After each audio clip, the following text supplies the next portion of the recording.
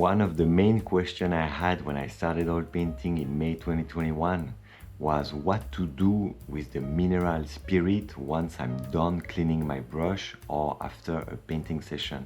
So in this video, I'm gonna talk about different type of containers used for oil paint, and I'm gonna answer that main question, what to do with the mineral spirit once we are done cleaning our brush or at the end of the painting session. So coming from acrylic, in acrylic I was used to cleaning my brush directly with water, directly in the sink, or if I use the container or a jar to clean my brush, well, at the end of the painting session I will throw the water that I use to thin down my paint, or I will throw the water that I use to clean my brushes with. At the end of the painting session, this water will be dirty and I will throw everything down the sink. So when I started oil painting in May 2021, I had this same idea. I thought I had to throw the mineral spirit, but as it's not allowed, or it's highly not recommended to throw it in the sink. This is extremely bad for the environment, so this is an absolute no-no. We don't throw the mineral spirit in the sink.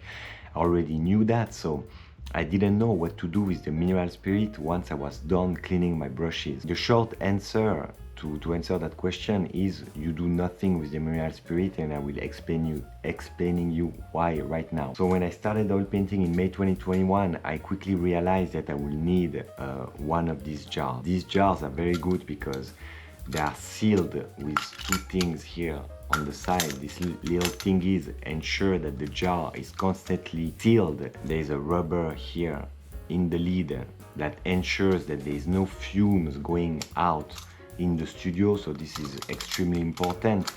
These jars are sealed and locked like that, closed and locked like that at all time, except when I clean my brushes.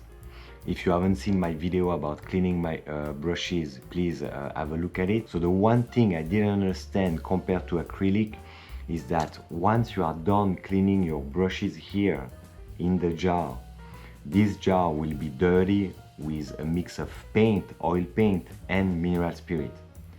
And then that's when I thought I had to throw this liquid, but you don't have to throw the liquid at all. That's why I said at the beginning of the video that you do nothing with the solvent. You just keep it in the jar and you close back the jar tightly. Basically what happens is that the oil paint is heavier than the solvent. So once you are done cleaning your brushes, you close your jar, and over a few hours or a few days, usually a few hours, the oil paint will settle down the jar. And this is what you do once you start another painting session, and at the end you open this jar to clean your brushes. The mineral spirit that was in there will be back to clear.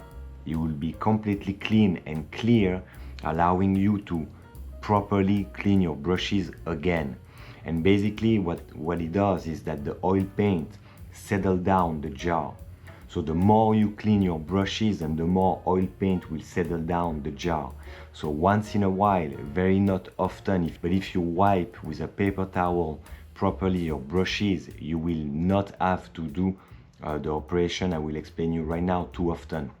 So after a while cleaning your brushes in that jar, the oil paint will settle down. At some point, if there is too much oil paint settle down the jar, I do an operation of, I take an empty container that I put on the side, and then I empty the mineral spirit. I wait that the oil paint settle down. Once I have a clear mineral spirit in the jar, I empty this mineral spirit in the container that I just got. I clean this jar with a rug or a paper towel. Once the jar is clean, I can pour back the clean mineral spirit in the jar and I'm good to go again. This operation, I do it very rarely, because if you wipe your brushes correctly with a paper towel before cleaning them in the mineral spirit, there's only a few amount of paint that will mix in the mineral spirit and then settle down the jar. And once in a while, once a year, more or less, it depends how much you paint, but once in a while you can do the operation of pouring on the side on an extra container your clean mineral spirit, you clean the jar with a paper towel, and then you pour back the mineral spirit. At some point, as you use the solvent, when you dip your brush here to clean it and you take it out, you're gonna wipe your brush with a paper towel, so there is some mineral spirit that will go on the paper towel. So cleaning brushes, after cleaning brushes, you will empty this jar. So you will add, once in a while, you will need to add more solvent in the jar. That's how you lose basically your solvent. It's by wiping your brush off. When you clean your brush, you wipe after the brush off on a paper towel, and the mineral spirit, some of the mineral spirit will go on the paper towel. That's how basically the mineral spirit diminish in the jar. So after a while you have to add more solvent. So quickly here I have a mix of around 60 to 70% of safflower oil, and the remaining 40 to 30% I add mineral spirit. I found this mix very useful because if you use only mineral spirit, it's completely fine. But I found that the mineral spirit damaged the bristle, the brush, a little too much. So I like to use safflower oil and mineral spirit to clean my brush. That way it leaves a nice clean brush with a nice texture on the brush that is made by the safflower oil basically. As I use that mix and I don't use too much safflower oil to paint, it's not my main oil paint medium. I use it sometimes, safflower oil. Safflower oil has a long drying time, has a long open window. So I don't use it often, but I do sometimes.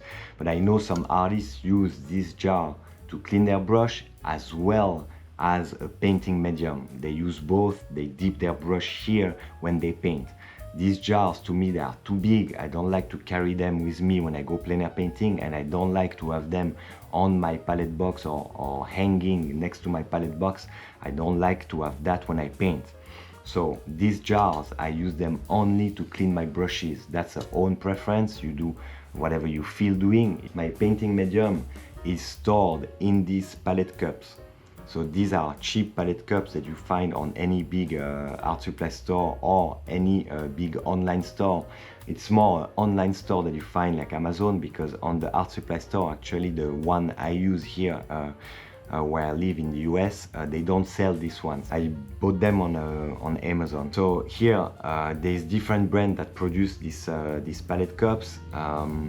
I would say that these palette cups are okay to use in the studio, but when I try to use them en plein air painting, they leaked because the liquid was probably moving too much inside. They are not well sealed, and the liquid always leaked when I use them for plein air painting. So I will show you which palette cups I use for plein air painting, because I stopped using these ones for plein air painting. These ones, I use them only in my studio, as I have a different paint medium. My painting medium is a different mix than my cleaning medium. I don't use the same jars, and I like to use smaller jars when I paint, or smaller palette cups. So I use this one when I paint. I can open here, and as you can see, there is also a rubber on these cheap palette cups. The rubber constantly fall inside the palette cup, so it's very not convenient. It's something that I constantly use Gorilla Glue or any glue you have. I use the glue to properly attach the rubber on the lid. Sometimes, like this other jar that I have here,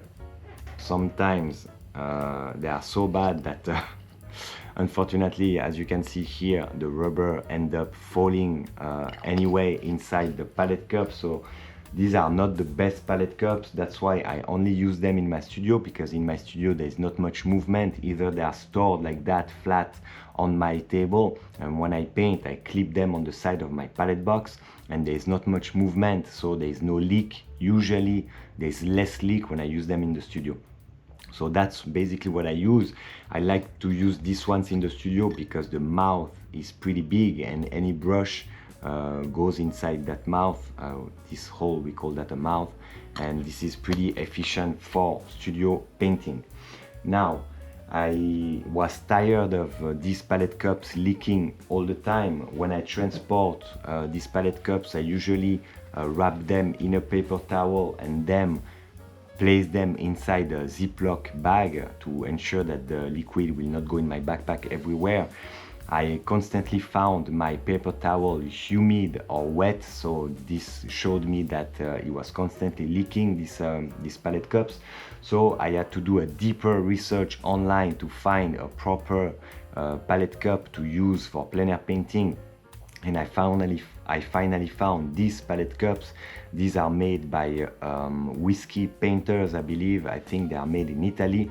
And this is the best design I've found so far. I found pretty curious that it's very hard to find a good palette cup online. At least here in the US, I really have had a hard time finding a proper palette cup. This looks like more like a professional palette cup to me. This one is very good. As you can see here, the design is different. This design is very smart, I believe. And here, when I remove the lid, you can see that this is a brass. This is made of brass, and the lid attached very securely and very tight to the palette cup, way better than these ones. As you can see here, when I open these ones, here it's very basic, and it doesn't attach completely correctly to this. Even for the studio it's good enough, but for plein air it's highly not recommended. At least to me, it didn't fit my needs. So here, these ones are very efficient. The only downside of this one, I feel, but it's also part of the design, I believe, it's that the mouth is very small, so bigger brush will not fit completely in there. I still manage, even though it looks small, I still manage to fit in there a rosemary 4 to 6 brush in there. It goes in there, so this is good. I know there is other container that I might find in the future that I might find more efficient to use for plein air. I'm still open to find another container that I can use for plein air painting, but this container, these palette cups, I found it very useful for plein air painting.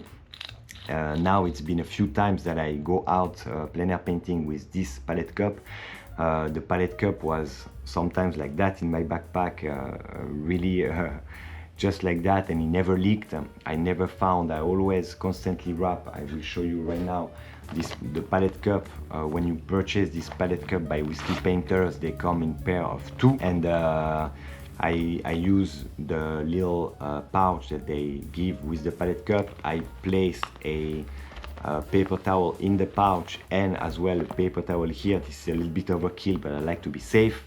And the liquid never leaked because the paper towel was never humid or wet, so this indicates me that it never leaked. Here, this is the palette cup that I use, and it's very good. Here it's very tight, the seal is very tight, and the rubber band never fell inside the palette cup. It really stayed on the lid very properly, so I'm very happy about that.